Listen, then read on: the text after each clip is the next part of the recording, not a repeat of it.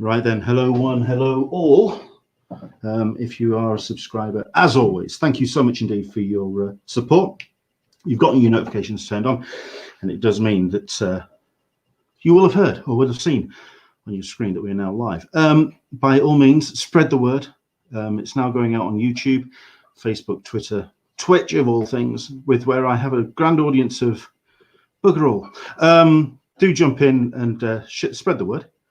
And of course, we'll do what we can to have a great show today, because we've got ourselves a guest who's particularly busy at the moment and has got plenty to talk about, including a book which the 4th issue is out today, which I've been reading and I have been absolutely blown away with. I'm not going to lie. So we're going to get into all of that. As always, any questions, any comments, anything you want to dive into today? It's our midweek show, which we're doing a couple of between now and lockdown, just to keep ourselves occupied. So we're going to do a couple more of these. But thank you very much indeed for tuning in for our midweek. We may also have news of a episode that's coming on Monday, a special one that we're going to be doing with Jason Inman with his upcoming book. Into the Blue Mist is watching. Hello from dark and rainy Wales. Yes, the sun disappeared. Did it even come back up? I don't know. It was. It's been one of those days. Winter is definitely here. But thank you very much indeed for tuning in. Already a nice big audience number. I suspect we have Star Wars fans that will have joined us. We'll cover what we can. As always, it's one of those topics where we do have to skirt around a little bit, but we'll get into as much as we can. Thank you very much indeed. If this is something that you are new to, if you've never watched our show before, hopefully we're going to entertain you for an hour or so, or as long as we can keep Cavan talking and distracted away from the clock. Because that's the way I do my show. I basically just keep talking until they pass out. So we'll see how we do. But like I say, if this is your first time, do check out the rest of the episodes. We did some great ones last week, including Scotty Young on Sunday, which was a lot of fun. But also check out the Rob Sarkowitz episode. That was cool. The Heather Antos episode from last week. That was also a lot of fun. We've got a lot to get into. Let's do this, shall we?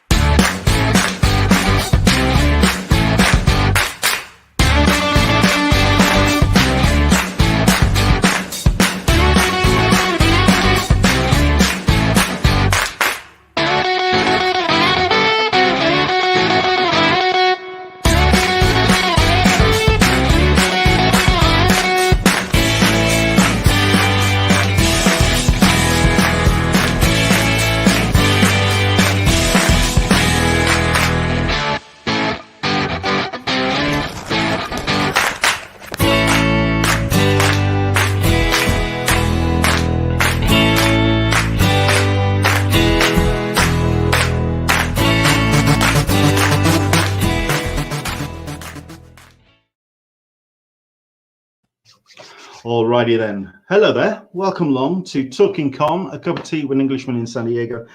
I have my tea to hand, so all I need now then is a guest, which is why we're going to be having someone joining us very shortly indeed.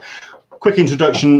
This is a show where we talk Comic-Cons, comics, pop culture, all the stuff and nonsense we get to enjoy at the shows, which we would usually go and attend while we had the chance. But obviously 2020, we've had no comic conventions. And indeed, I'm really curious to talk to Cavan about the last one he did, because I know for a fact that he shows up at a lot of shows, especially to talk about his Star Wars stuff. But there's plenty of things he can get into, because he's someone who is incredibly prolific, a writer of comics, prose, and audio plays, gentleman, scholar, and general bon vivant, CAVAN SCOTT. How the devil are you, sir? Hello there. How are you doing? I'm fine, thank you. It's like we were saying just before we came on air. I'm stunned that you've actually got time to kind of do this, because it's Wednesday, it's New Comic Book Day. You've got 3 out today. No, it's crazy. Particularly busy. Yeah, so today we had Shadow Service issue 4, which is the creator-owned I'm doing with Vault Comics. Assassin's Creed, a comic with the longest title in the world. Assassin's Creed Valhalla, Song of Glory issue 2. And then, well, Star Wars Adventures Annual 2020, which is part of my continued campaign to have Jackson the Leppy in everything to do with a galaxy far, far away. Yes. I mean, I've been a fan of the Star Wars Adventures books from IDW for a while, especially because I'm a big fan of Nick Brokenshire's work. And I know that he's doing work inside this as it's the backup strip for the particular issue. Yes, that's right. So no, really looking forward to this because I'm enjoying his work. I enjoy your work as well. So yeah, it's always good to have our favorite green wisecracking bunny kicking around the Star Wars fringes. Yeah, that's rather cool. But yeah, I'm really up for talking about Shadow Service as well. So we're going to get into all of that. Excellent. I think first things first. I mean, the way that I've been usually starting these episodes off is 3 questions. Number 1, do you have a cup of tea to hand and what you're drinking? I know that because you have been a little bit busy, you haven't got a cup to hand, have you? Are you okay? Well, I've just grabbed one, but unfortunately, I feel like I'm letting the side down because I'm going for coffee, which this time of night is a choice, but that's fine. But it's needed at the minute. So yeah, it's been a busy day, and so I thought a coffee boost might help. No worries. I've been bouncing between PG tips and Yorkshire tea. I'm a Yorkshire tea.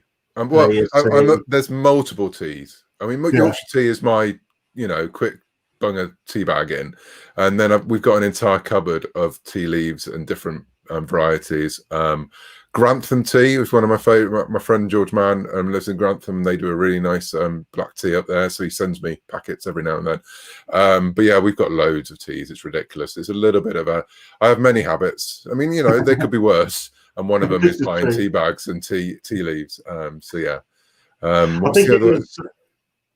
Sorry, I think it was Adrian Wassell that tweeted out, "Oh yeah, my British friends, what's this tea bag like, or what's this brew like?" And it was Typhoon, and I had to admit to him, "Dude, that's a little bit down the pecking order, man. Who on earth has been inflicting that on you?" At which point he then goes, "Yeah, well, I've got someone that actually brews teas and brings them over from Ceylon," and I'm just going, "Okay.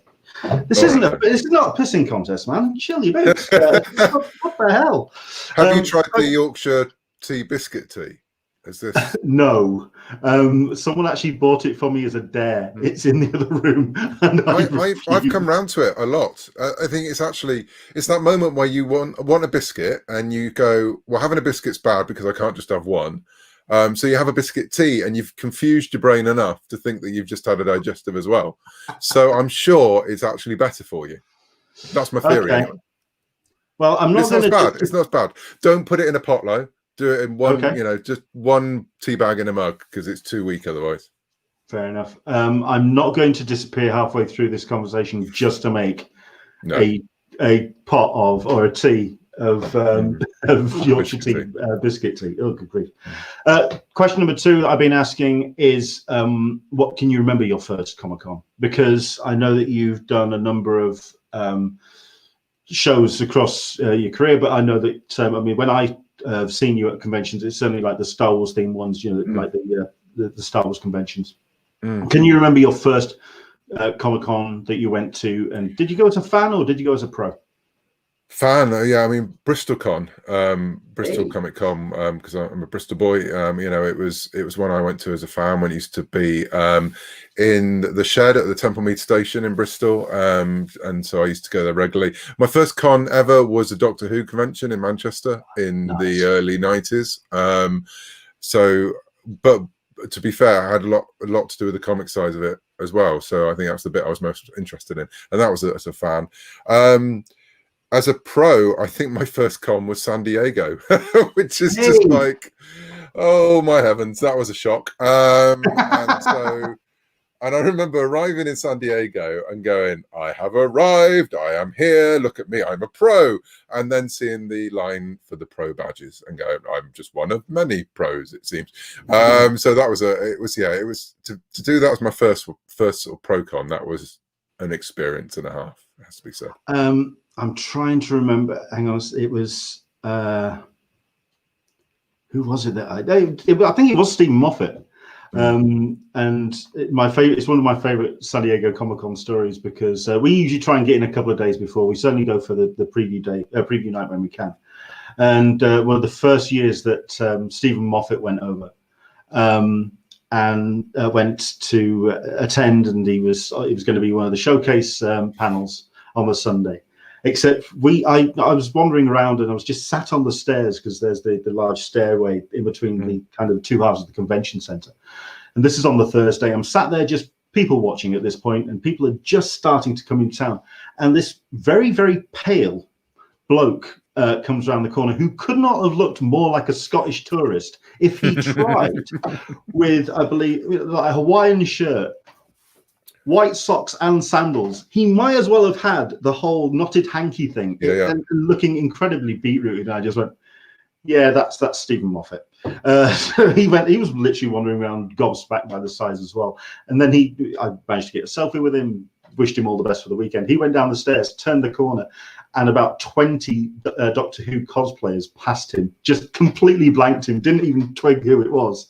And I just went, that's Comic-Con, where it's just such a big thing where people just kind of pass each other and don't even kind of notice. But yeah, that for your first pro show. I had a Stephen Moffat experience in one of my first ones as well, which sounds dodgy. I came out the back of the hall, and there'd been a Star Wars panel in Hall H, and I wasn't doing Star Wars enough to be important enough to get in quickly on those ones in those days.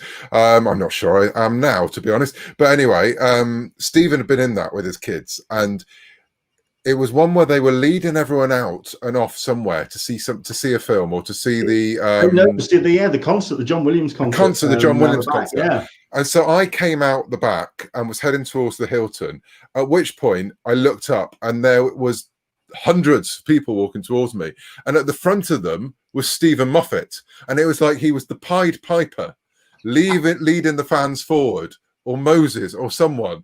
And we just had a moment. We went, "Oh, hello!" And then I was just swamped by all these fans going past me, and I was like, "What's going on?" And yeah, so that was my first time I saw Stephen at the con, and it's usually something like that. Now when I see him, it's always he's surrounded by other people, or his bouncers, or whoever, what security he has on. But yeah, that was an experience and a half that time. Well, we'll stick on the subject of San Diego Comic-Con, because I'm really curious to what your thoughts on it. But just to remind everybody, it is open forum. It's your show after all. If there's any questions you want to put to Cavan, do let us know, because we've got ourselves a whole bunch of people who are joining us. We've got Rin at 237. I don't know if this is somebody who you know. Who's this? This is Corin Howell, who's the artist on Shadow Service. No, I'm aware of Corin's work. Oh, yes. Yeah, and Corin is wonderful. Corin puts so much detail into her art, and therefore I try and kill her as much as possible by putting as many buildings, vehicles, and so on and so forth in Shadow Service. And there is an upcoming issue where the team go to Rome, and Corin starts on that today. And the entire script has moments in it when it's me going, "I'm so sorry, please don't die." Because in that sort of very James Bond Mission Impossible sense, we wanted an issue when they go on a travel log, and they go to a foreign city and there's car chases. And I remember when I was a few months ago now, when I was writing it, I just kept sending her messages on Slack going, "Yeah, there's a lot of vehicles in this. I'm sorry." And she's come back going, "You're so not sorry." And I'm really not. She's put, "I'm going to be drawing Rome today." Yeah. And it's all your fault. It really is. It really is. Brilliant. Wait till she looks at the script for issue 9.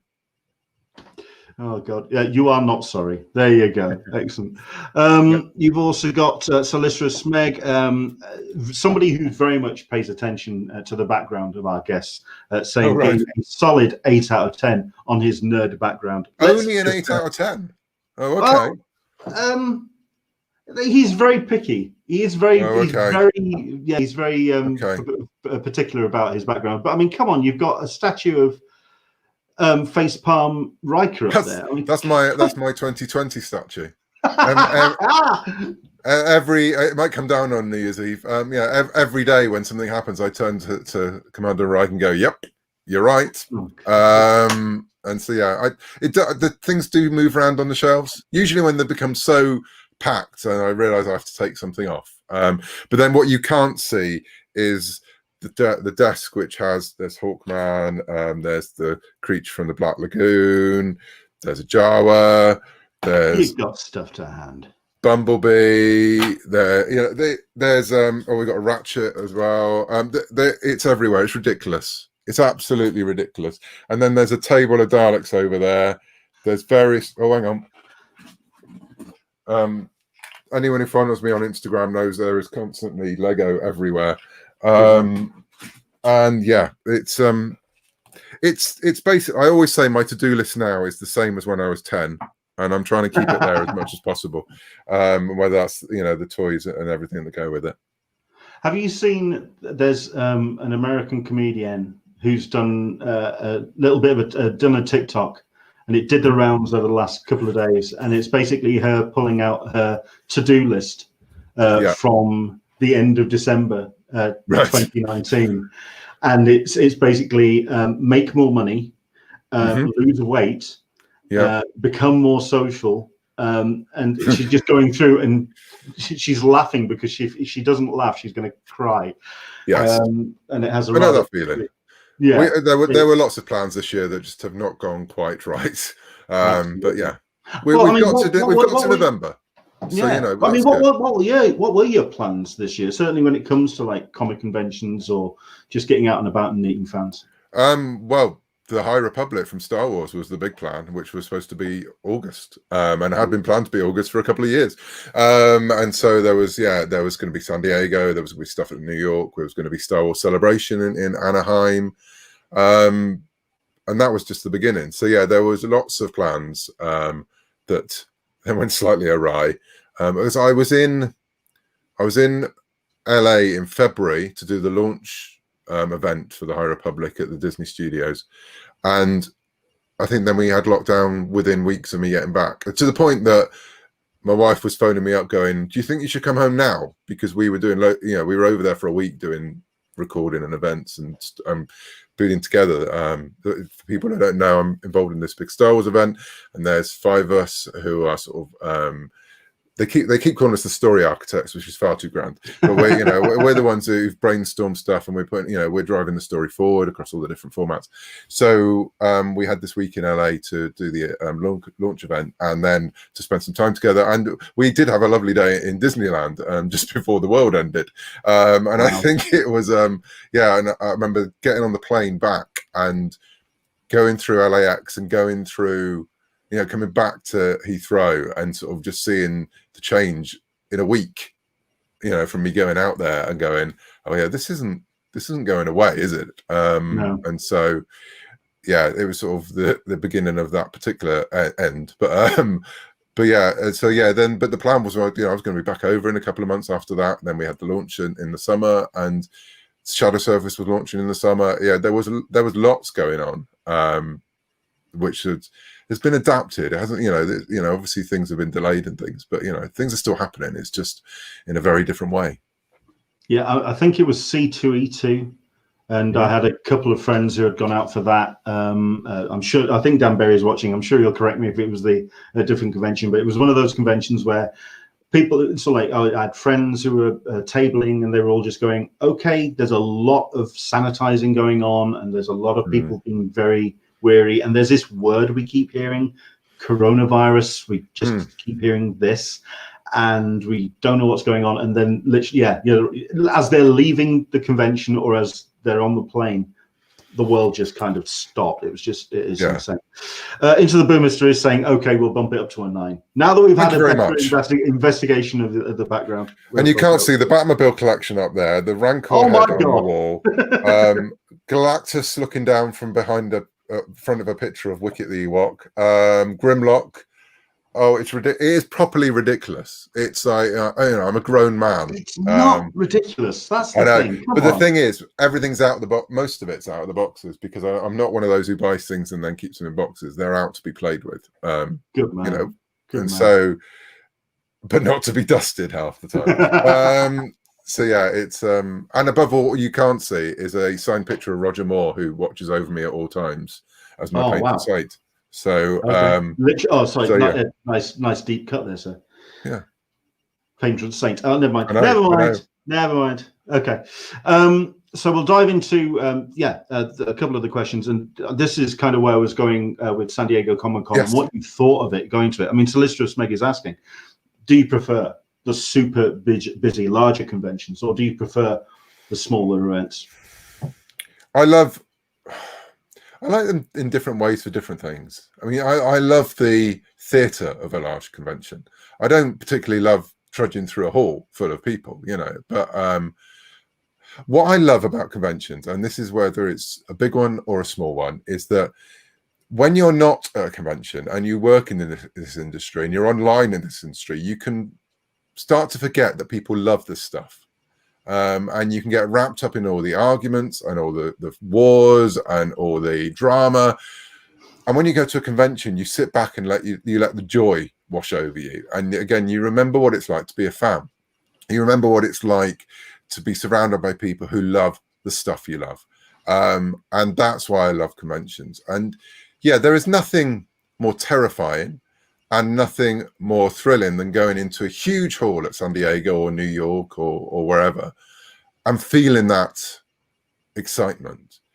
But at the same time, you know, it's great when you're sitting in a small convention in, you know, Portsmouth, in a bar, you know, in the local town hall and chatting to people, you know, one-to-one. But yeah, I mean, large and small, that's why I love conventions. It's because then you remember that people love the same stuff you love and why they love it, and all those problems you have in the world, all those let's say those battles that are going on online all the time, that all melts away, and it recharges your battery. And that's what I've missed this year.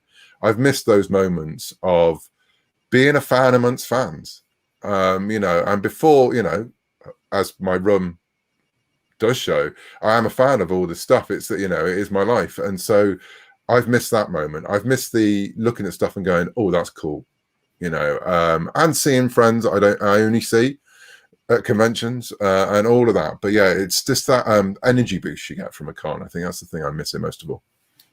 I mean, when it comes to the larger conventions, the one which will stick in my head is Star Wars Celebration, because I went to the one when it came to London 3-4 years ago. I mean, a big convention like San Diego or New York, I mean, San Diego is really the one that I've done, and when you're diving into that and you're swimming in a sea of pop culture, you can kind of like move to a hall and get a different flavor and a different ambience or a different something else to enjoy. I actually had to step outside of the XL a couple of times that particular weekend, because it really was like, I mean, the way I describe it is like Robinson's fruit juice without any of the water. It's like just pure concentrate of just non-stop Star Wars. It was just quite intense. The last time I saw you on screen properly at a convention was Star Wars Celebration, and it was when I think they just you were releasing or announcing High Republic. Yeah, and they set it up with this kind of like the runway in the middle of everything, in the middle of all of this thing. Yeah, the Star Wars show, What was that experience like, to just walk out onto a runway? It was bonkers. Surrounded by this stuff. So you got to put it, we'd been working on this for well over a year by that point. We knew we were going to announce elements of the initiative. We found out quite not that long before then that it was going to be shrouded in mystery. It was going to be called Project Luminous. It was, you know, we had this very scripted panel when, you know, we could say things and there was lots we couldn't say. And I think it was on the third day we were there, or the fourth day, that we did that announcement. So we'd been building up to this, and no one knew. Even our fellow writers didn't know, you know. So we'd been doing all these. We had this big signing session for the From a Certain Point of View book, which had 10 of us, I think, all in a row sign in, and a queue that went round the block, and no one else there except for the 5 of us knew what was coming. And it was really hard because these were our friends as well. You know, keeping stuff secret publicly is what we do all the time. You know, it's part of our job. Keeping something private from your friends is something very, very different, and you know, and your colleagues. And so it was weird. So we were on tenterhooks the entire convention, and we knew we had this panel, and then we knew we were going to take him straight from the panel, and we were going on the Star Wars show, which was this thing. So Star Wars show, the YouTube show for Star Wars. Every time at convention, at the celebration, they have it in the middle of the main hall. They have a stage. And they present the Star Wars show live. So people, it's great actually, because people, if you're in the main hall, you get a chance to look at them and go, oh, there's Lando Calrissian, you know, because, you know, it's not just, you know, chumps like me. It's, you know, the big stars, the big film stars are up there on the stage being interviewed by Andy and Anthony. And so we were taken there, we were taken around the back, and we were literally thrown onto the stage. Mike Sklane, who's the head of publishing, was terrified because this was the first time we'd really been let loose with microphones. Anthony Carboni, who's the presenter, was determined to mess with our heads. And so isn't he? He really is. Mike was round the back biting his nails to the quick because he was worried we'd get really excited and go, oh, it's called the High Republic. And all these things that we knew, you know, and it just was the most surreal thing in the world. And it was just like having this mosh pit of people in front of you watching it as well. It was just weird. And they've been pumped up, and people hadn't left that pit for hours. So they were getting a bit delirious. And there we are, you know. Yeah, so it was very odd.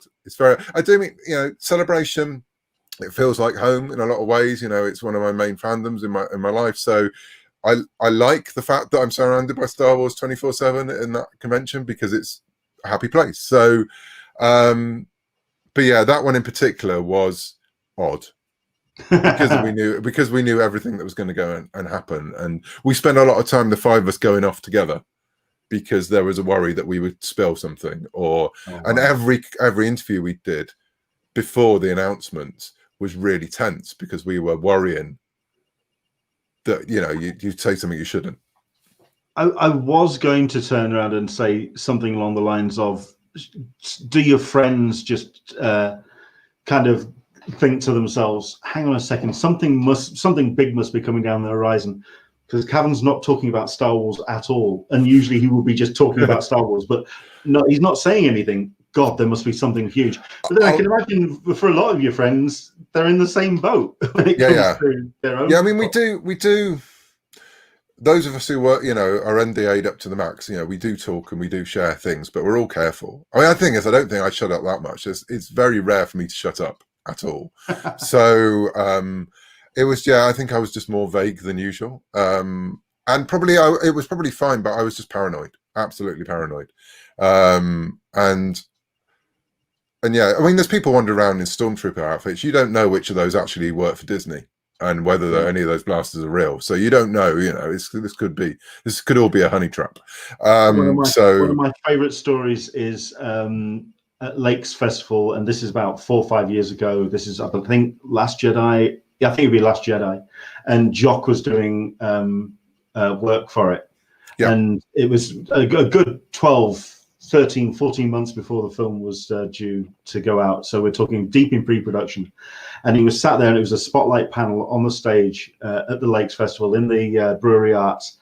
And he described the situation where don't ask me anything because I can't. And you could actually see him picturing the little red laser pointer heading somewhere towards his forehead. You could see the sweat pouring off him as he was. It's the biggest worry. I mean, you can understand why people like Tom Holland, you know, who's always blurting stuff out in interviews. It must just be. I can't even imagine what that must be like. You know, to go into press for you know the Avengers movies and know what's coming up and not be able to. Oh, it'd be horrible. And so I'm quite glad I can just do it at my level and then not worry about it too much. Of course, this year I've not been able to, you know, we can't say anything to anyone, so we're just in our rooms just talking to our toys. So you know, it's no different.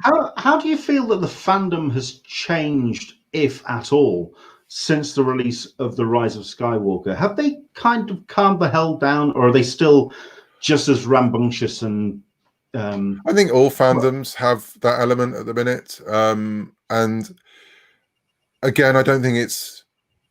People talk about fandoms and they talk about it as if it covers everyone. And it's such a small group I would think that, you know, compared to the wider fandom, you know, and that's not to denigrate the online fandoms, because I think they're really important, you know, and I'm a member of many of them, but you can't think about it too much, because it'll be crazy, and you would drive yourself mad. And you have to realize that, yeah, it goes beyond those cores, and it's a really difficult balancing act, because those cores are really important, you know, and they matter.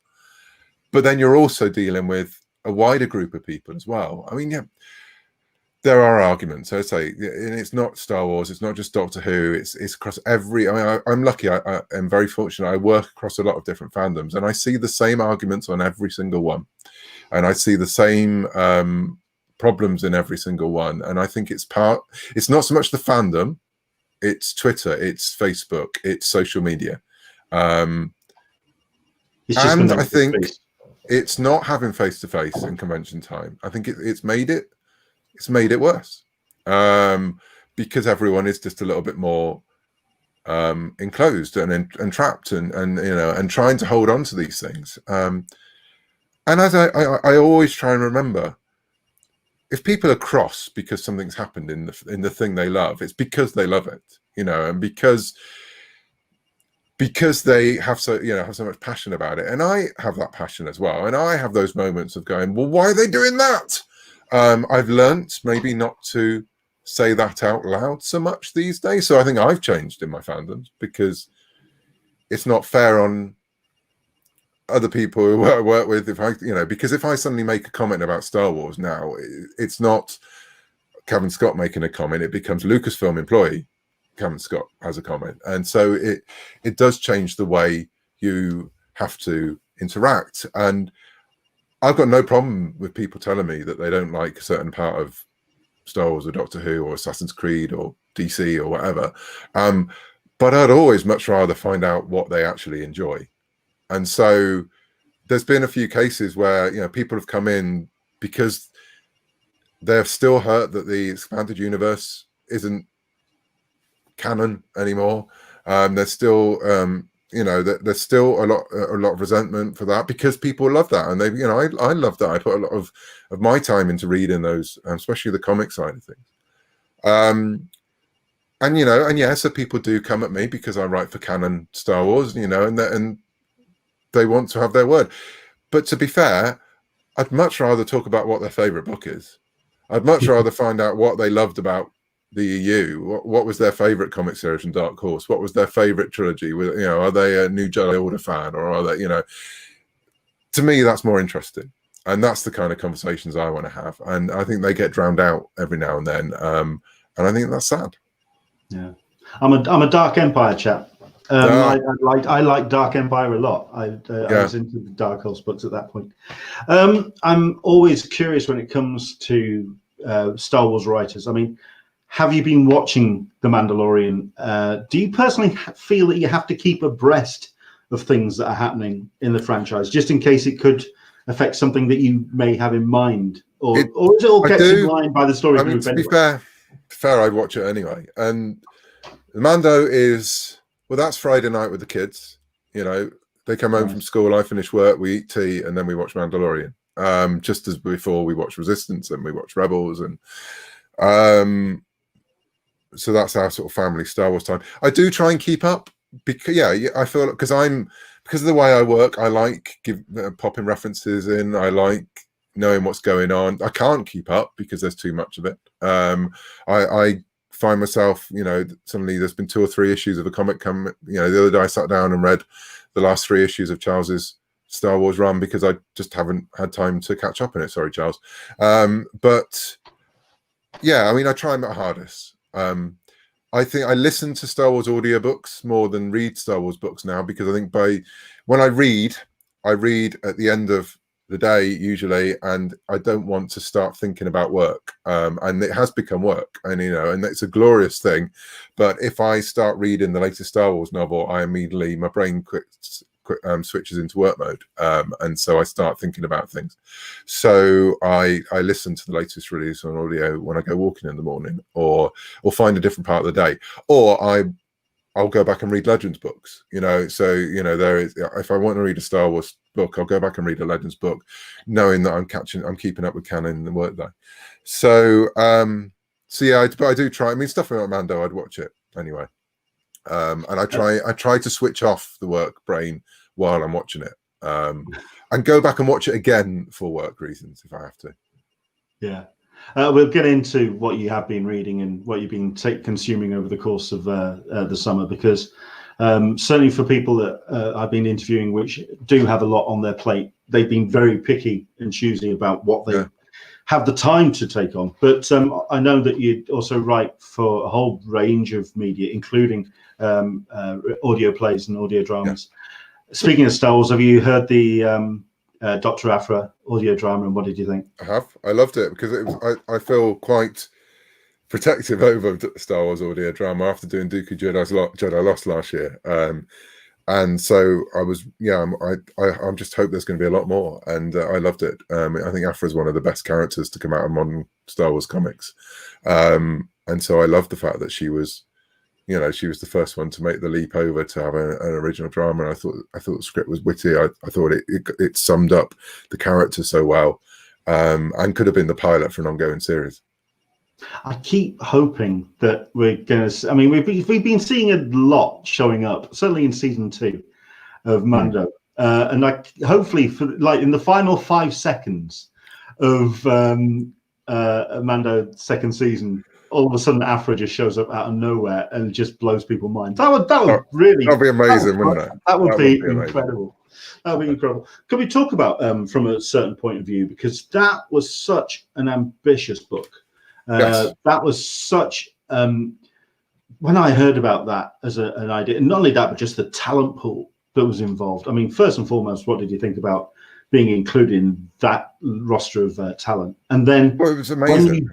when you get approached to do a book or contribute to a book like that, I mean, where do you go? Well, I mean, with that one in particular, it was so funny. I was asked who I'd like to cover for them from a certain point of view, and I sort of said, I'd love to do the moment when Obi-Wan dies from Obi-Wan's point of view. And they went, okay then. And I went, what now? when I said I'd love to do it, doesn't mean I know what to do. And it was definitely a bit of a shock when I realized I now had to write it. But that book has been really important, because that book, it brought the writers together, because obviously we are all scattered around and we're all writing different things, and we all saw each other at conventions, but suddenly we had a joint project, and it was the launch at New York Comic Con. And we signed, everyone who came to the panel got a copy of the book signed by as many of it. I think it was 15 of us on the panel. And the panel was done over a period, 5 people would come in and then 5 go out, and the next 5 would come in. And yeah, it was really interesting, because suddenly we had a joint project, and we were in that room where we were signing together for the period of Comic Con, keep going in for another, do the next load, and it was hundreds, and it was this production line of us all sitting there, and and we go out for dinner afterwards, and it became a club, it became a group, and I think it was one of the best moments for Star Wars writing at the minute, because everyone's really got to know each other over that weekend, and we became a community in ourselves. And then when it came to doing Project Luminous, I suddenly realized that I knew the other 4 writers from those moments. So yeah, it's massively important for what we're doing now. That's really cool. Let's dive into some of the other projects as well. I mean, if anyone has any other Star Wars questions, anyone has any questions at all, do dive in on the Q&A. YouTube's probably the best bet, because that's where we get to see the questions up first. But by all means, anything you want to put to Cavan, please do. But certainly the book that I'd like to talk about is the one we're up to, issue 4, which is, like I say, out today. And it really...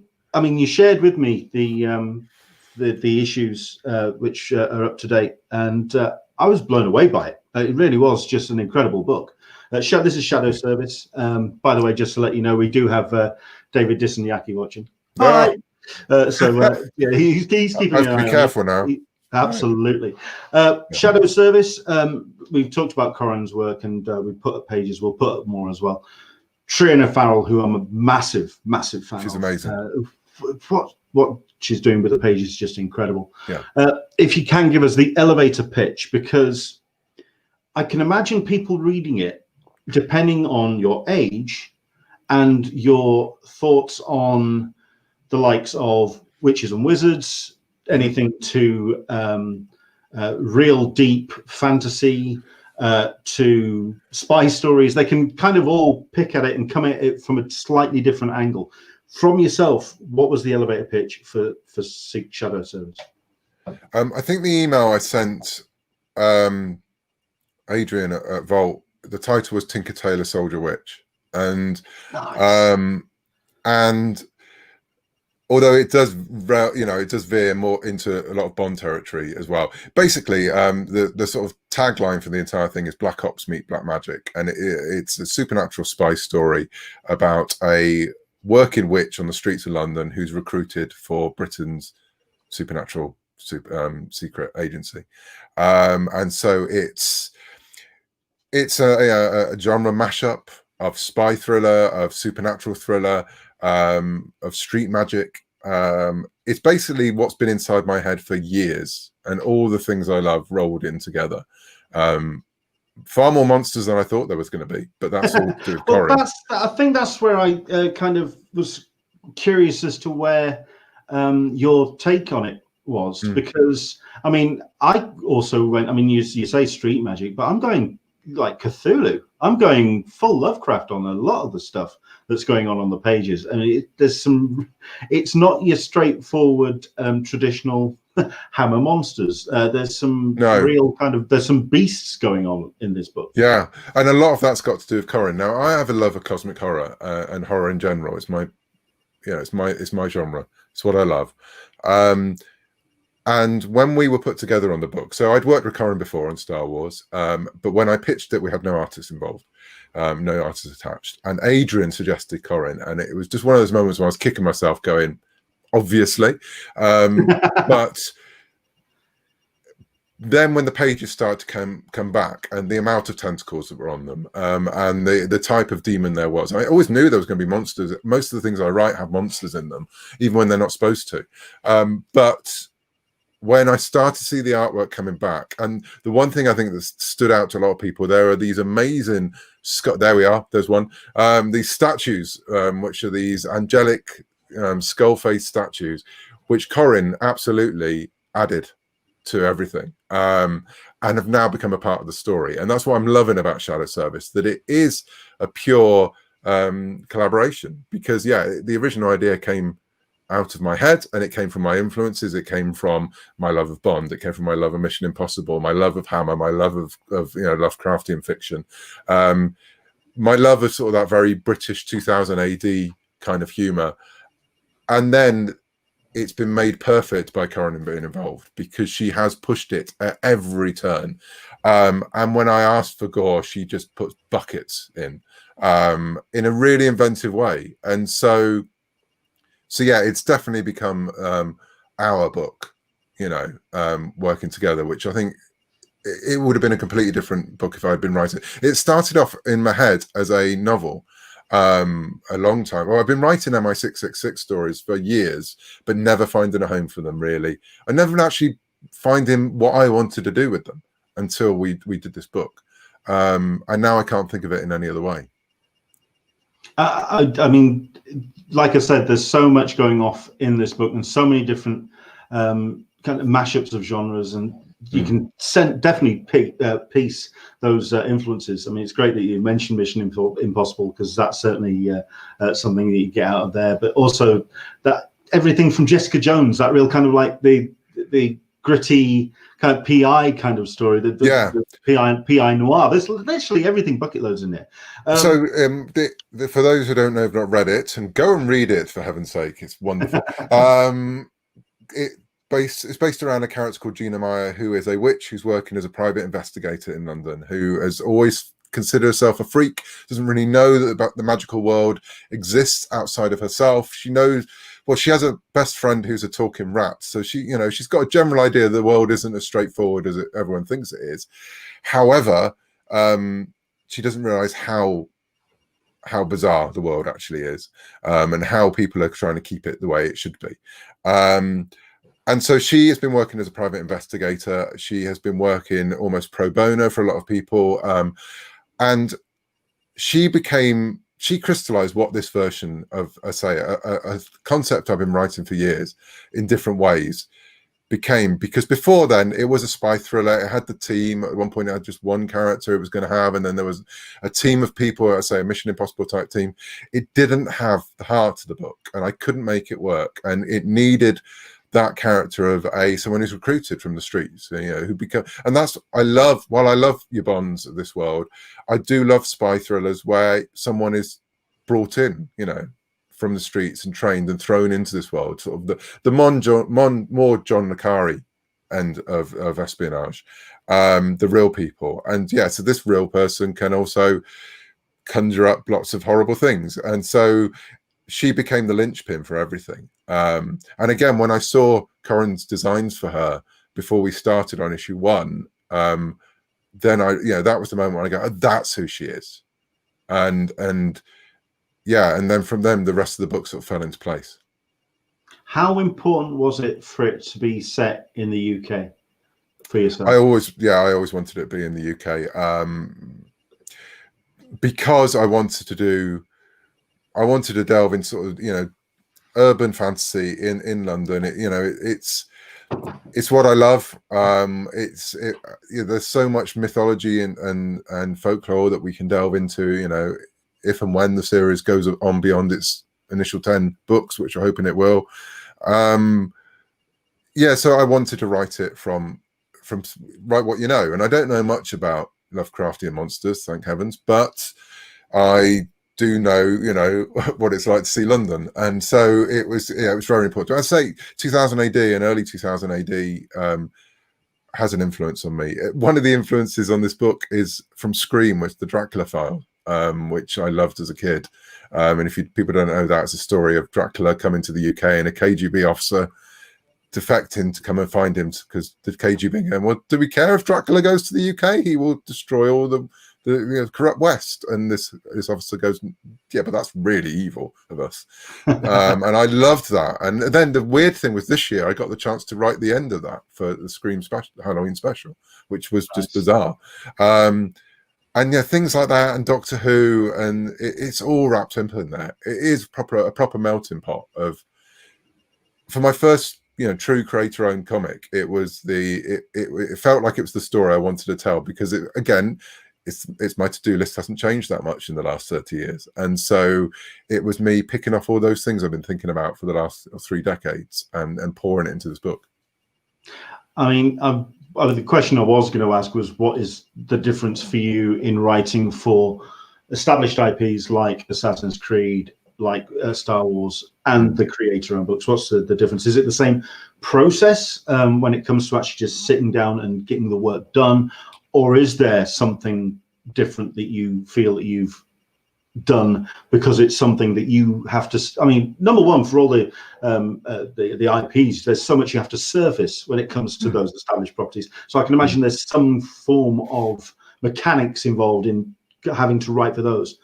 How's it different than writing Shadow Service and writing your own creator and stuff?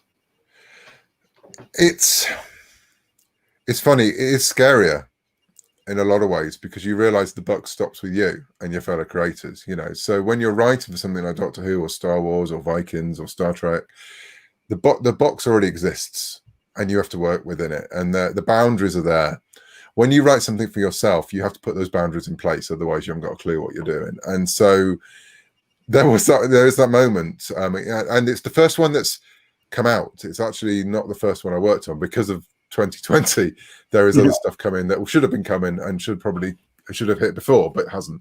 But with all of them, it's been a case of me going, well, can someone tell me what happens, please? Or can someone tell me, you know, what's this universe? And they're going, well, that's what you're supposed to tell us. And you're like, oh yeah, that's right. And so there is a freedom there that you haven't got. there is freedom within IP. I think people think it's more constrictive than it actually is. But I think the lessons you learn from doing IP work are so important. So you have to work quick. You have to work. You have to check your ego in on the door. And we've all got egos, and I'm sure there's people who are working on the book watching this going, "You did what, Cavan?" But you have to remember when you're working on Star Wars, at the end of the day, it's not your property, and you have to pick your fights, and you're passionate about what you believe. But at the end of the day, if someone says no, it's this way, it's that way. And so you can't get too personal about it. Yeah. And hopefully I've pulled that over to working on create your own stuff as well, because while it is my story, it's also the story of everyone else on the team as well, and they're putting in just as much as I am. So, and in the case of artists, probably more, because artists live with these characters day by day by day, when a writer spends a few days working on a script and then dips into it as the creative process goes on in the month. An artist is doing that book for a month, and so it's everything that it's consuming there every minute, especially when you make your artist draw Rome. And so I think you have to remember that all those things you learn working on an IP are just important when you're working on your own things. There are those moments when you go, oh, hang on, I don't know. I remember one time because I started working in Doctor Who. It was my first ever job. And so with the Doctor, you have to think in a very certain way. And the Doctor can't just end the story blowing something up. Well, he does quite often, to be fair. But most of the time, they're supposed to, the Doctors are supposed to think logically and try and find the most, pacifist way out of it. And I remember them working on Judge Dredd and going, oh, hang on, he can just shoot people. Because I was coming up with all these really intricate ways that Dredd will get out of a situation, and it was like, he has got high X. It was like, oh yeah, of course he has.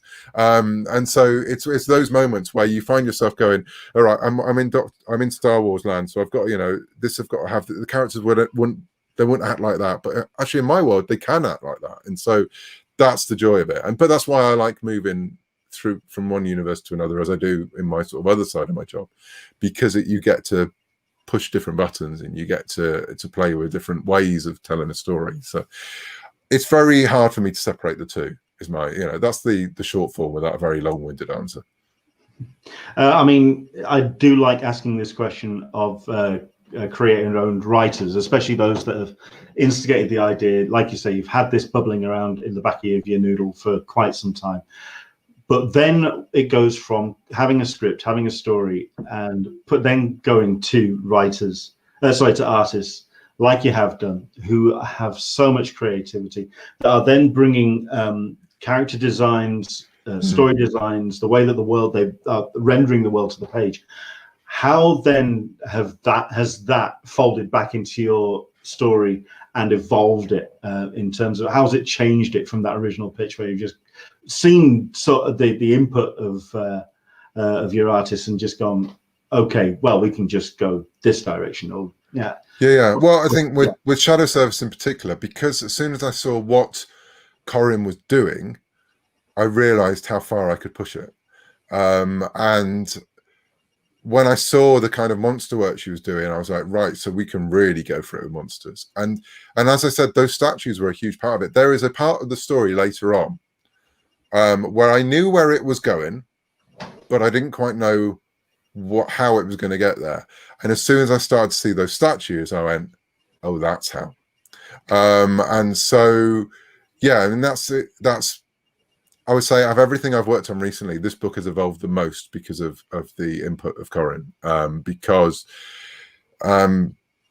We'd worked together very briefly on a short story for Star Wars, but we'd never really, worked that closely, and we never really tapped into the fact we both love horror, and we both like probably, at some points same kind of horror, and other points different. Corin's got a love of manga, which I have, but not to the level of Corin. So she pointed me in directions of things that that I should be reading that could then influence what we're doing. So it's I can't even begin to think what this book would be like if she wasn't there. And Triona as well, because as soon as the colours went on, it really got that sort of neon. What Tree's doing with this book is insane. I know, it's pure noir. I mean, we said it originally, on the original pitch document, it was like, this is, supernatural noir, but it was the first page that came back of London in the rain with all the lights on the road, and I went, oh no, we can really go for this. And yeah, it was just that moment of just going, oh yeah, this is going to be fun, which is important when you've got a book that it's got a guaranteed 10 issues. You're going to have to work together as a team for a while, and so it's been a real joy to sort of push it beyond the book. And again, Rebecca Taylor, our editor as well, she has helped mold this in a way that perhaps I wasn't prepared for different parts of the story. I can't say too much, but there was one of the early episodes, one of the early issues, we were talking about Gina's character, and how much she knows about the magical world. And in my original pitch, she knew a lot more. She knew what MI666 was, and Rebecca Taylor said, well, why does she know what it is? And I was like, oh yeah, that's a very good point. Because there's that moment, James Bond will go into every hotel and they go, oh, Mr. Bond. And you go, how do they know him?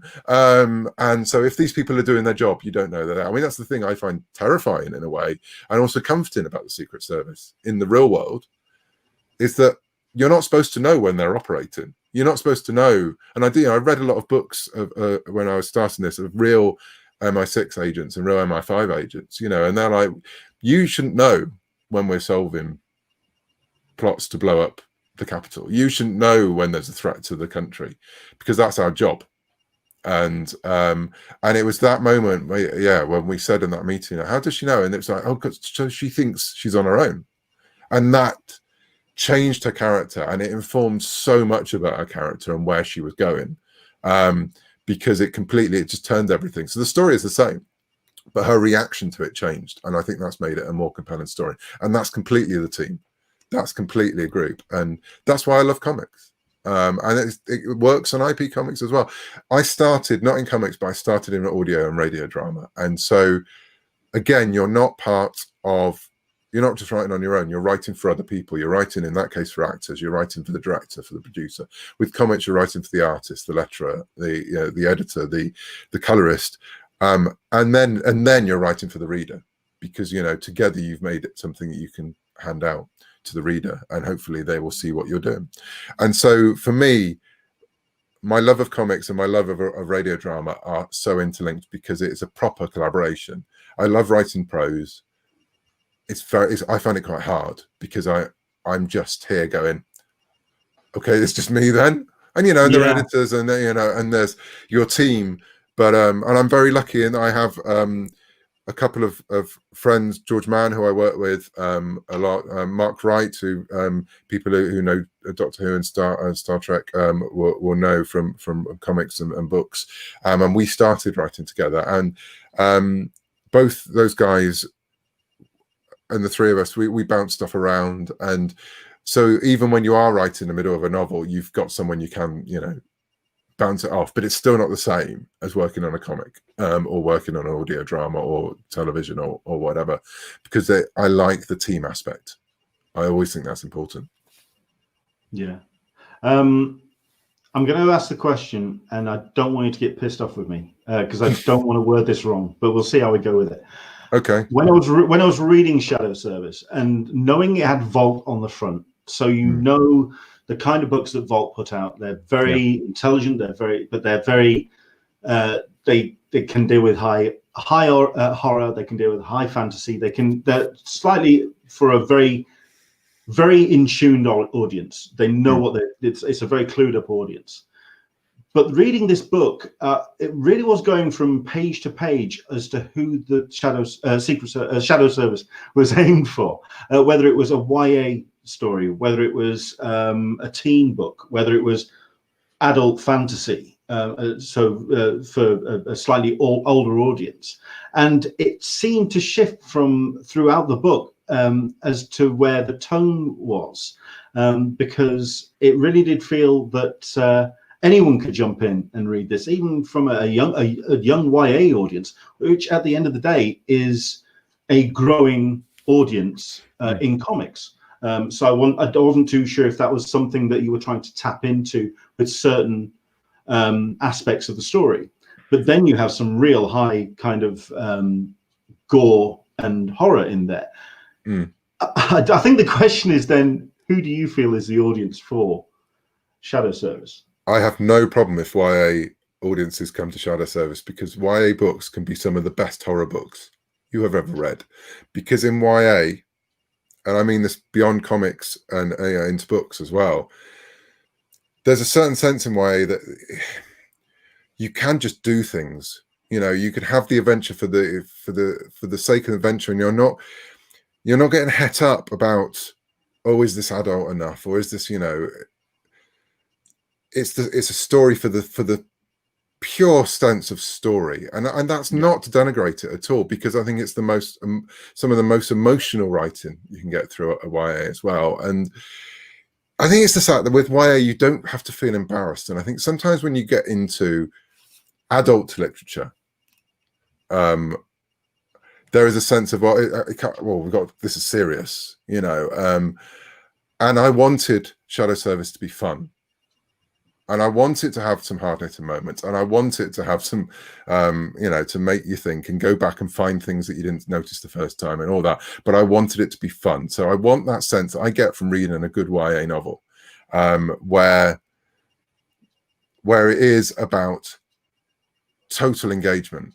I think in that market for me, reading it as someone who's not, you know, who's a 47-year-old man, you know, that when I read YA, that's what I get from it. And so I would never put myself in the place of the audience for YA, but that's what I get for it. That's why I love the joy of YA. But at the same point, again, it's all part about remembering the joy I got of reading 2000 AD at the time when I was a kid, you know, because let's face it, 2000 AD was all ages, but it also pushed up, you know, and I think that's what I was trying to do. I wanted to create a book in Shadow Service that, you know, from YA up you could read. Now, I'm not saying it's an all-age book by any means, because it's not.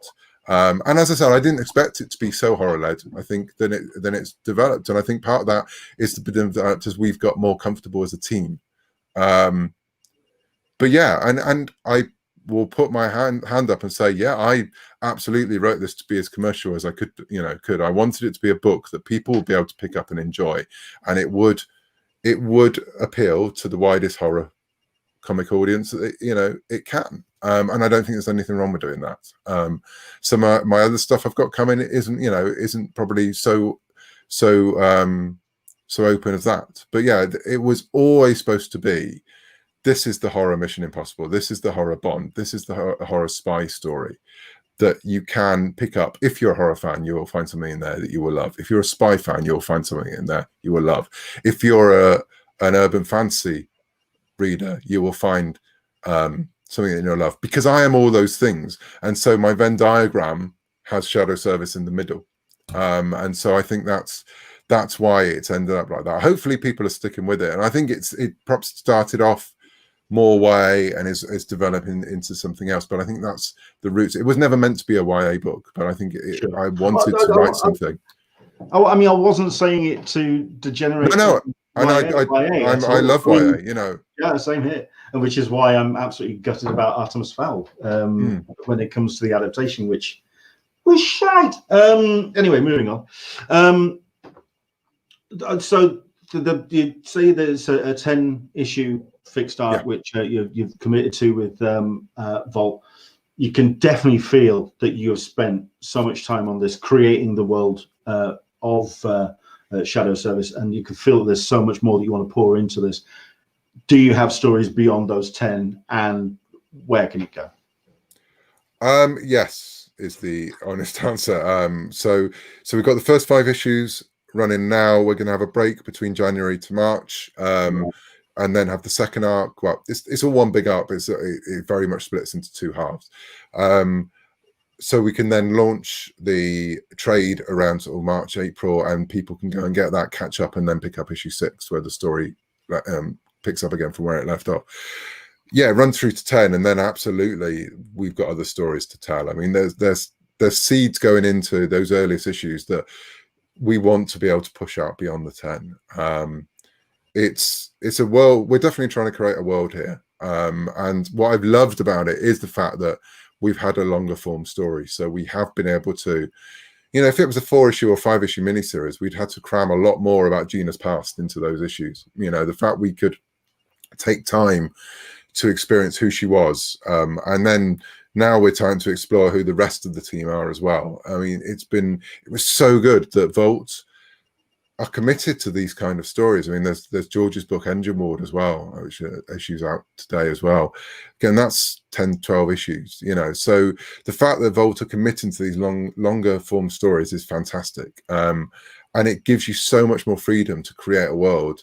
And you know, some of the reviews came back for issue 1. It's like, you're not explaining everything about, and it seemed to be a good thing from the reviews. You know, you're thrown into the world and you're learning how the magic works by seeing the magic work. And it was like, yeah, that, because we've got the time to do it. We haven't got to get all the rules down in issue 1, so you can then explain exactly how everything's going to be, because we can open it up. And it does very purposely start as a private investigator story, and the world gets bigger and bigger and bigger for every issue. And it was because it was 10 issues, we could do that. And likewise, when we get to issue 10, hopefully the world will open up even more, and then you'll realize, okay, so it's more than we thought it was going to be. And that's been the aim for Shadow Service all the way through. And I think that's why that sort of leans into that sense of, like, you know, it's changing as time. It's because we're starting small-ish, and then we're building and building and building. And there's going to, issue 10, there's a definite, you know, there's a point that if you read those 10 issues, you get a story. But there's more to go. And, you know, and we're hoping that we'll be there to be able to tell that story. Cool. I'm curious to see, I'm going to watch your face and see how you react to this. The tone I got from it is the same kind of tone and the vibe and the energy that I got when I watched Ultraviolet. There you go. He gets the reference. He knows what I'm on about. This is the television series. Where they don't mention vampires, but yeah, like you say, that discovery, the peeling of the onion, and the kind of the reason I smiled is the first. I don't know if I've got it here. This is where you pull it off your shelf and you've got it. No. Well, no, it is up here. But my first ever work that I did, proper in IP, was this Project Twilight, which was a Doctor Who audio play. Oh, there you are. Back before Doctor Who was what it is now. It was in the sort of, you know, the wilderness years. Big Finish Productions did these plays with the original cast and original companions and new companions. And Mark Wright, who I mentioned earlier, and I wrote the script, and it's so influenced by Ultraviolet. It was basically, we were doing what would happen if Doctor Who did Ultraviolet and Blade, and that's the story. And it is definitely the same world. You can imagine that. So those stories in Doctor Who fandom, they're the Forge stories, and you can imagine the Forge existing within the world of Shadow Service, and vice versa. And perhaps they do. And but again, it's the story I've been wanting to tell for a long time. And so there are definitely tropes that in my past work that you'll see again in Shadow Service and explored in a different way. And that's the joy of it. I'm not saying that everything I'm going to write is going to be within that universe, but again, it's the, you know, open my veins and I will bleed this stuff. And it's definitely there. And so it's been there for, like I say, so that came out 20 years ago next year. And so, yeah, it's fitting that around the time issue 10 comes to an end on hopefully that first part of the first run, it's pretty much to the month where Project Twilight came out 20 years before. And there's definitely you can see the sort of the beginning and end if you have a look at both of them. Wow, excellent. We'll also very, very quickly touch on a project that's, like I say, it's also released today. And the reason why I want to talk about this is because Assassin's Creed, with what Dark Horse are doing with it, I think it's just a sheer ambition of what they're doing with the stories is just incredible. If you can tell us a little bit about Valhalla: Song of Glory, issue 2 out today. Just to tell us a bit more about that story. So this is the sort of 3-part prequel to the current game, which came out the last couple of weeks. I was brought in because I'm a big Viking nerd. I wrote the Vikings comic for Titan back in the day. Again, Vikings is one of those things I come back to. And so I was brought in because they really wanted someone who knows Vikings. And what we wanted to do with the series is that it is absolutely set within the Assassin's Creed world, but it's a Viking comic as well. And, you know, and so it's with what we're doing with the Dark Horse run. And I think, you know, as we'll see more and more, it's really digging deep into the worlds that the various Assassin's Creed games take us and into those eras, and to make you feel that you're going back in time to that particular era. So this is the story that introduces our main characters from the game, and sets up, again, it's very much it's its own story. It's its own, you know, these characters have a life before you see them in the game. And I think that's what people love about Assassin's Creed. You feel how complete the world is when you jump into it, beyond the wider meta story of Assassin's Creed. And so, yeah, I was flown over to the studios in Canada. We had a very intensive few days of getting into the nitty gritty of what a Viking story would be in Assassin's Creed. And yeah, and this is the result. Wow. I mean, I got into, because I'm not a gamer, so it is purely the stories that I've read. It's the comics I've read when it comes to Assassin's Creed, and also the books as well. But I think it reached an absolute nadir when Alex Packnadell took on his take of Assassin's Creed. What he did with the story was just incredible. So yeah, I haven't picked up my copy of this yet, so I'm looking forward to reading more about this particular book. Yeah.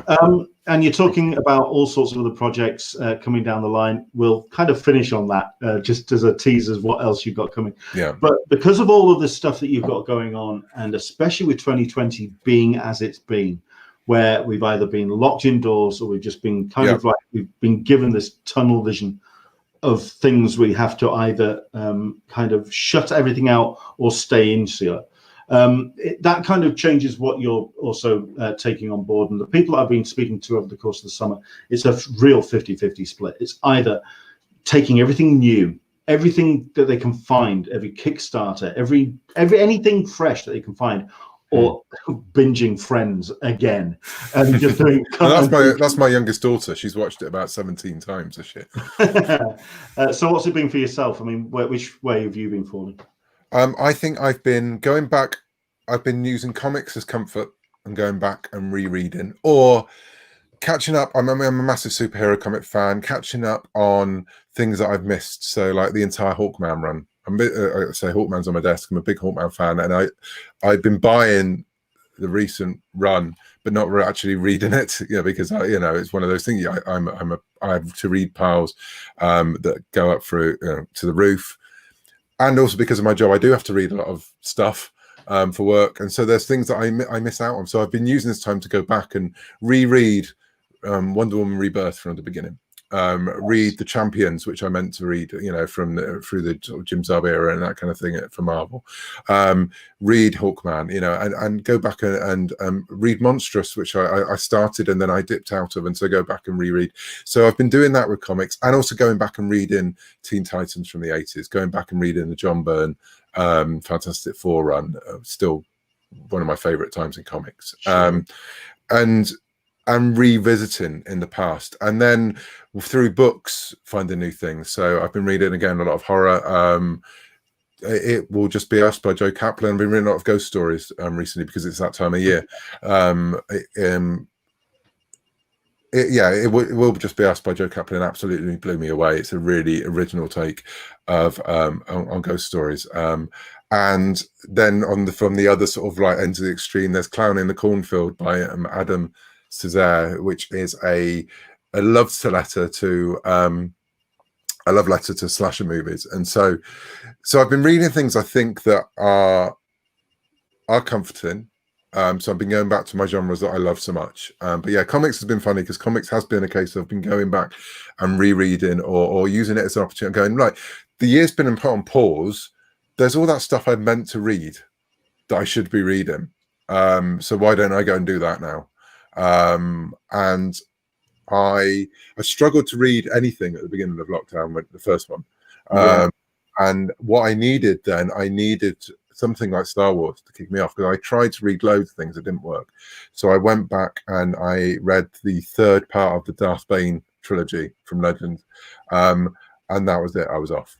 As soon as I had that sort of, it was that thing. I was in a safe place and I was reading something I love, and I put that book down and the next one came up. And so I've not read a lot of IP fiction, prose fiction since then, but it was that was what got me reading again. And then since then, I think you consume horror at times when the world's quite rough as well, because you go, well, it's not as all bad as all this. Survivor's Song by Paul Trevelyan. It was like, I can't believe I was reading. I was saying to Mike Seglain at Lucasfilm, you should read this. It's about a pandemic. I was like, I know, it's brilliant. But yeah, so I've been reading a lot more horror. I usually read a lot of crime, and I've not been reading much crime. I've been reading a lot of horror, because it just seems the right year to read it. But yeah, going back, the comics have been my comfort of going, I'm going to do long form series reading, and going back and rereading stuff, or finding a long, series that's now in its sort of 50, and going, I'm going to start that. Marvel U is one of the best apps in the world, because you can just go back and delve through everything. So I'm a superhero fan at heart, and so yeah, going back and going, I'm going to go back and read. Oh yeah, and I bought like the Teen Titans, big omnibuses, and treated myself to those at the beginning of the lockdown, and I've been working my way through them, because again, you can go back and learn so much about storytelling from the greats, and you realize how fresh those stories actually are, and how much they can teach you for writing something like Shadow Service. There's or Star Wars. I go back and see what Wolfman was doing in those early issues, and I'm like, this is incredible. I think it's because I'd watched Titans, the TV show, and then I went back and it reminded me how much I used to love reading Titans, and I'd fallen out of reading it. And so I went back and, and I delved into various points of the history, and just went back to the original. The magazine that gets me continually is Back Issues, which is, if you don't know, it's a magazine about sort of 80s and 90s comics and 70s comics. And it's like catnip. I read that, and then I'm reading everything to do with it, and it's in my bank balance gets really battered. But yeah, so it's been interesting. I don't know. I think my comic reading will change again when this passes, because it will pass. But I've enjoyed those weekends when I go, right, this week I'm reading this, and it's almost like a challenge. Can I get through this entire run? Can I go back and read the early 90s detective comics, and Anarchy and all sort of that era? Yeah, and it's been really important. And Superman is always important to me, but I think at this moment we've needed hope. And it's a cliche, but you read a good Superman comic and you get hope, and that's why for all my love of horror and darkness and bleakness, I can go back and read some of those runs of Superman and go, yeah, we can be better. I've never understood the tweets and the comments and the conversations that have happened over the lockdown about why it's such a challenge. So coming across Superman or taking on the character of Superman is such a challenge. It's so, and you have to, why is it a challenge? And I'm going, that's not the point of Superman.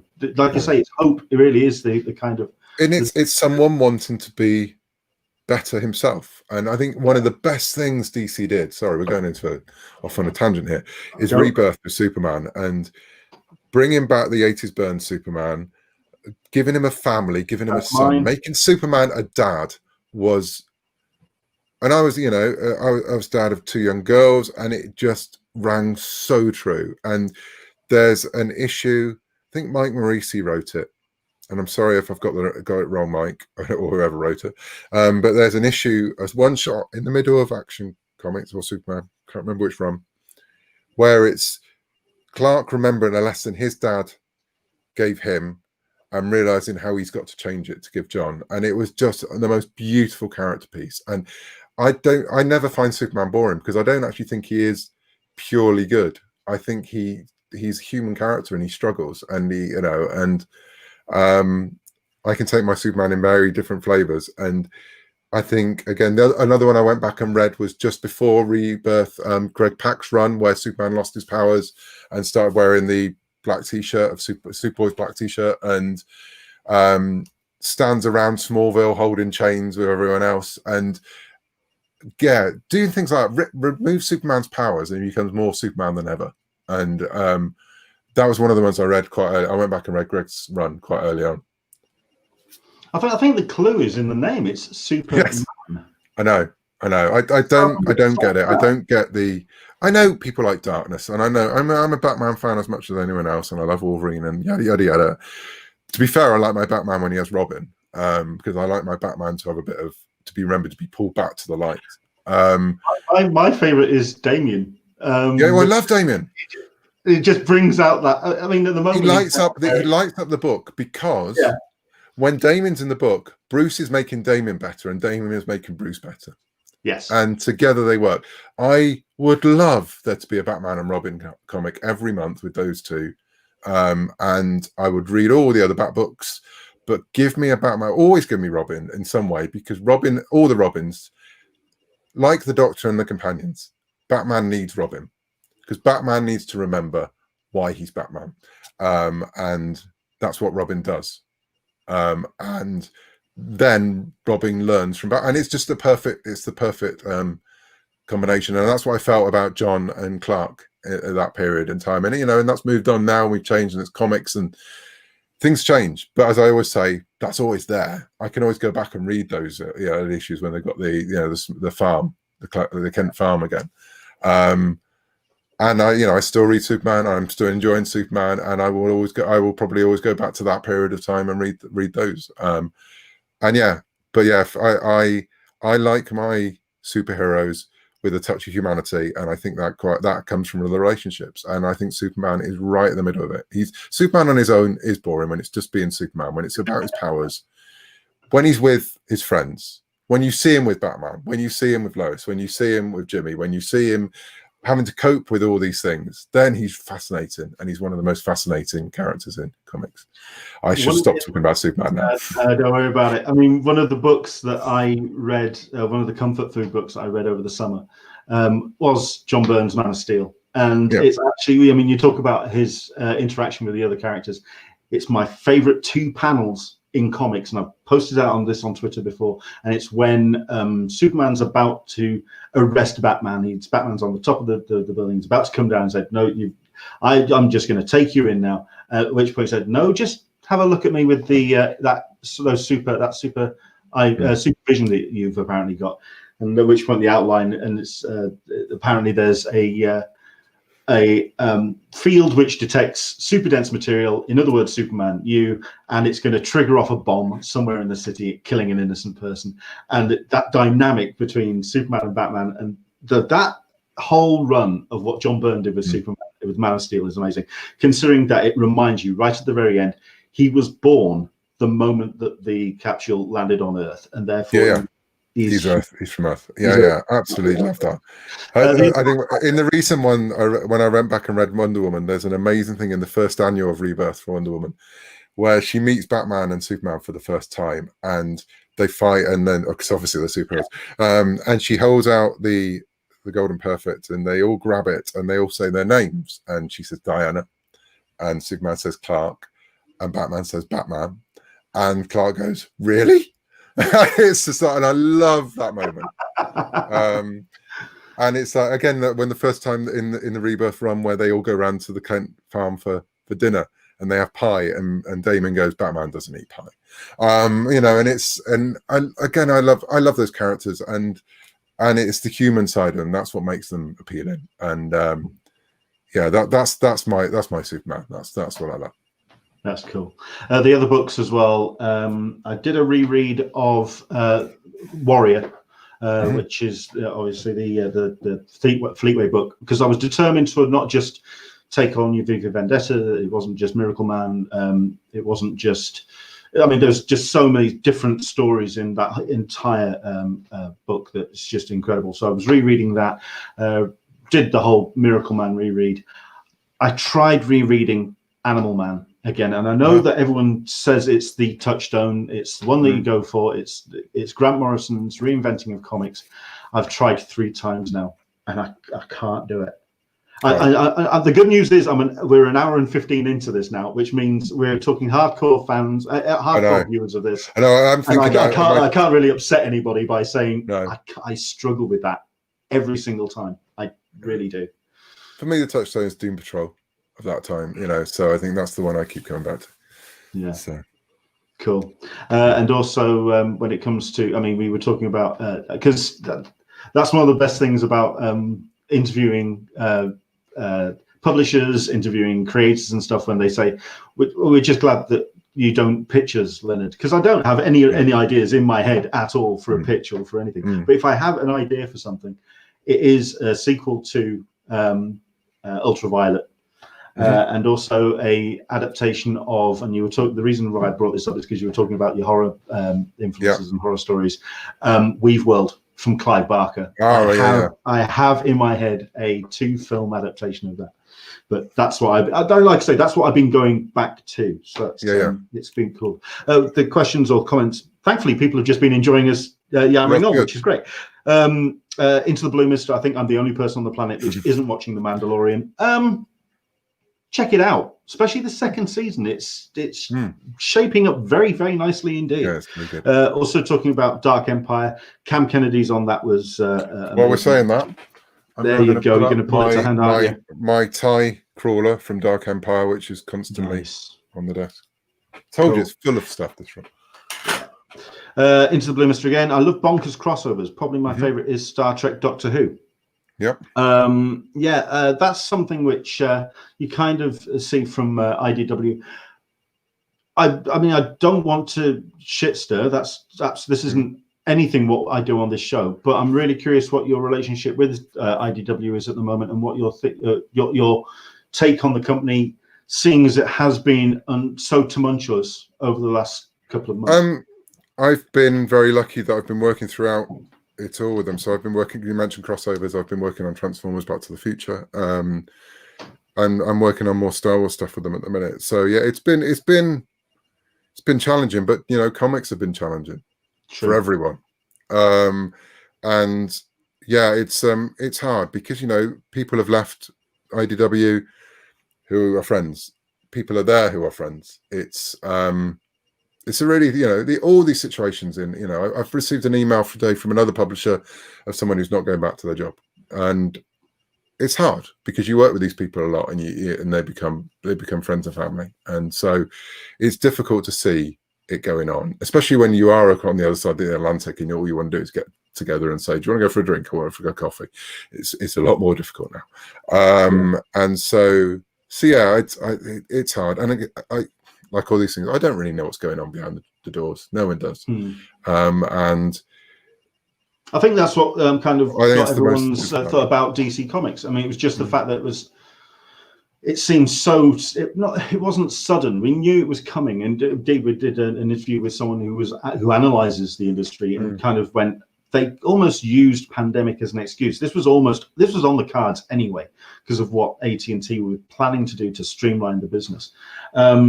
But even then, people it just came out of the blue for so many people. And like you say, there's people who we're not going to see in those roles, and hopefully they're going to stick in comics and they're going to stick around and keep doing what they do. I think, again, it comes back to what we were talking about fandoms. It's remembering that people are people. And I think it's all too easy to forget that. And that's why I think when you come back to the problems with you said earlier on that when you see face to face, it's a lot easier because you'd never talk to people like you do online. You'd never gossip about people publicly like you do online. You'd never make judgments like you do about people online because they're still people, and you forget that sometimes so easily. And I do the same. You forget that these people have lives and they have, they have all the stuff that's going on and all the shit that's going on, and that's probably far more important to them at the minute than whatever that's being argued about.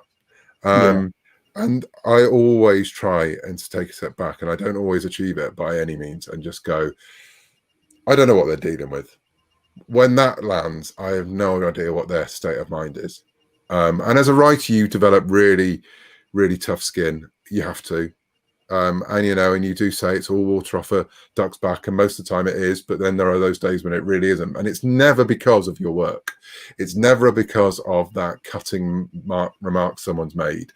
It's because of something that's going on in your life at the same time that means you can't quite cope with it as well. And I think that's what we're all going through. We're having to cope through so much at the minute, that it's just that case of, you know, it's a cliche, but just be kind and be kinder. And I think that's what I'm trying to remember when I don't hear back from someone from a company because I'm waiting on notes and the notes haven't arrived, and you know, and it's going to start impacting on what I'm doing next week and that kind of thing. There's a lot going on behind every door at the minute. Sure. And I think that's what we all need to try and remember. I know I try to. I don't always remember it, but I try my hardest. We do what we can. Excellent stuff. Listen, we're coming up on an hour and a half. I think it's fair to say that we've taken some time of your taken some of your time, and it's been a pleasure to talk to you, Cavan. Thank you so much indeed for coming on. Thanks for having me. No, absolutely. Especially with the books you've got coming out this week, but also upcoming as well. You were kind of teasing us about things that are on the horizon. Well, there's High Republic. I don't know, which we've been talking about a lot, but it's now 49 days away. And so we've got the books and comics, the comic there from Marvel, launches on the 6th of January. We're working on it. Just checking who's doing art on that. Who's it's Ario. Yeah, so it's Ari. He's working art at the minute. It's a brilliant team. It's amazing. It's a classic thing that I've been working on High Republic for 2 years, and I had very set ideas, and we've been very lucky actually for a book series and for a comic series. We've had Disney's concept artists working on the characters, which is unheard of. But there's still loads of elements of it. You know, it's all set on this big space station, which you can see on the cover there, Starlight Beacon. We had no idea really what that looked like before until Aria joined the book, and it was amazing. And it's just it's taken it in places. The tone of the comic has changed after seeing Aria's art for issue 1, because it's, again, you realize what the artist can bring to it, and you realize how much you can push them and where you can push them. So yeah, that comes out on the 6th, the day before Charles Soule's novel, Like the Jedi, comes out, and yes, Justina's novel. I got that to hand. I don't think I do. I'm not sure. Well, no, I don't. No, I thought I had it to hand, but no. Yeah. Justina's middle grade novel comes out as well that day, and then it's followed up by Daniel Jose Older's IDW comics, Star Wars High Republic Adventures. We've got Claudia Gray's YA novel, Into the Dark, and that's the first sort of wave of all this. And I don't think I've got to be really careful what I say about the High Republic. There's going to be more news coming. It's going to be a avalanche of news over the next few weeks. But this is wave 1, and this is going on for a long time now. This is going to be a major part of Star Wars publishing and beyond. So yeah, we've been working on it for nearly over 2 years now. It should have been out there. We should have had people in people's hands. We know it's been a long wait, but we're just so excited to get it out there. And yeah, so that's my big sort of the big thing that's happening. But then also there's work. We mentioned DC. I've got work coming out from DC, and there will be more to come next year as well.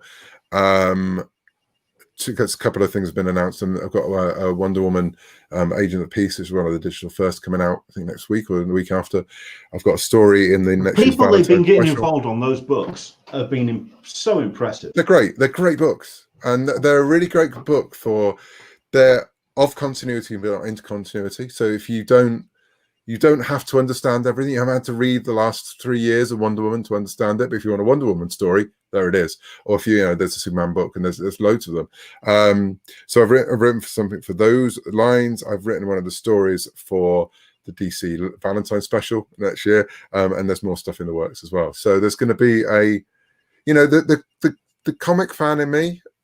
As a 10-year-old who would go and buy Marvel UK comics, who would go and find, DC comics in car boot sales and jumbo sales because they were more difficult to find when I was a kid than because they didn't have Marvel UK pushing them out every week.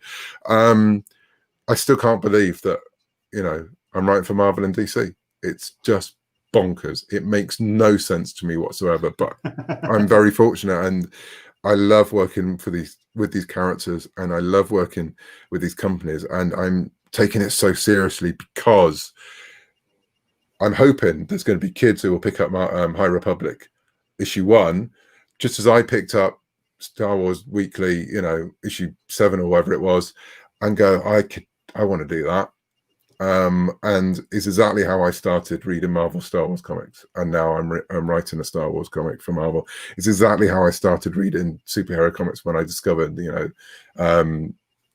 the DC Comics Presents, which opened my eyes to what DC was. And so I never take it for granted, and I always take it seriously. And I know how much people love these things because I love them too. And so I'm so excited for some of the stuff we've got coming. And I wish I could tell you what it was, but I can't. No, of course not. But soon it will be there. Excellent. And like I say, we've got the books that are out this week. So you've got Star Wars Adventures Annual 2020. You do have Assassin's Creed Valhalla Song of Glory issue 2 out today. And Shadow Service issue 4 is out today. That is the book which I would heartily recommend going out and checking. Thank you. Because you can tell that Cav has just thrown heart and soul into this book. It's just absolutely impressive as hell. Cavan, thank you so much indeed for coming on. It's been an absolute pleasure talking to you. Hopefully we'll get you back on middle of next year, beginning of next, when I can talk about things. More stuff's out. Yeah, when you can talk about stuff. Yeah. Be good to, although it hasn't stopped us here, really, to be honest. Good point. Where is the best place for people to keep a track on what you're doing? Because obviously you get some people with newsletters, you get some people with your websites. Where's the best place to point people in the direction? Website's probably the best, you know. So here on the screen, www.cavanscott.com, or on Twitter at Cavan Scott. I'm on Instagram. I'm on pretty much everything, but those are the 2 places that you can find me. And I'm always willing to talk comics, as you've probably just discovered. So yeah, come and say hi. Absolutely. Cavan, it's been an absolute pleasure. Thank you so much. Thank you. Congratulations on the books today. Congratulations on the success of Shadow Service, and more to come. I'm looking forward to it. Excellent. Thank you very Excellent much. stuff. Take care. Look after yourself, sir. Okay. Bye-bye. Bye-bye. Excellent stuff. So there you go, Cavan Scott. He is going to be, like I said, on all the social medias. Do check out his books. And once again, do check out that rather excellent Shadow Service. You've got issue 1 there on the screen, but it's up to 4 issues at the moment. And right now, it hits the ground running, but my God, is it getting into a serious engine spurt with issue 4. Something very fun to check out. Right, that has been us. Thank you very much indeed for joining us for our midweek show. We're doing these Wednesday shows while we're in lockdown, because otherwise I'll have no sense of time whatsoever. But we are back again on Sunday with the show. But we do actually have something special for our show, which is going to be happening on Saturday, because somebody else who's been incredibly busy over the course of the summer, Al Ewing. The last couple of years, my God, the man's been on fire. He has had, of course, Immortal Hulk. He's had himself the massive Empire event for Marvel, which he's been one of the masterminds of. Looking forward to talking to him. It's going to be our usual time, 10 a.m. Pacific, 1 p.m. Eastern, 6 p.m. GMT. And then on Sunday, we're going to be talking to somebody, you may not recognize the name, Mike Ciccini, but you recognize the site that he's the editor-in-chief for Den of Geek. Up to this particular date, I've been saying that we may actually have more word about the landscape of the winter. And you'd think by this time, by the 22nd, what's the date that we're going to be having on, 22nd? That we'd have found out more about Black Widow, and we'd have found out more about Wonder Woman 1984. What's going to be happening with the landscape of pop culture and how it's all concertina and barreling into 2021. What can we expect from that particular that landscape? We're going to be talking to Mike on Sunday about that. Looking forward to announcing our guests, hopefully in the next couple of days for next Wednesday. And then on Sunday, the 29th of November, we do have a special episode. The White Noise Boys, Alex Packnerdale, Ram V, Dan Waters, and Ryan O'Sullivan. I swear to God, this isn't turning into a Vault Comics channel. I swear, I promise. But as it happens, let's see the way it happens. This is the way it's falling, so it's rather cool. Looking forward to talking to them because, my God, they're on fire, especially with Alex Packnerdale. Yes. Go check out Giga because it's very, very good. But my God, check out TKO Studios Red Fork, because when I say that it's career best from a guy like Alex Packnerdale, that's saying something. It's a hell of a book. Ram V as well, Dan Waters, Ryan O'Sullivan, they're all doing incredible work. We're going to be talking to them en masse on the Sunday, 29th of November, final one of this month. Looking forward to it. Take care. Enjoy the rest of the your evening.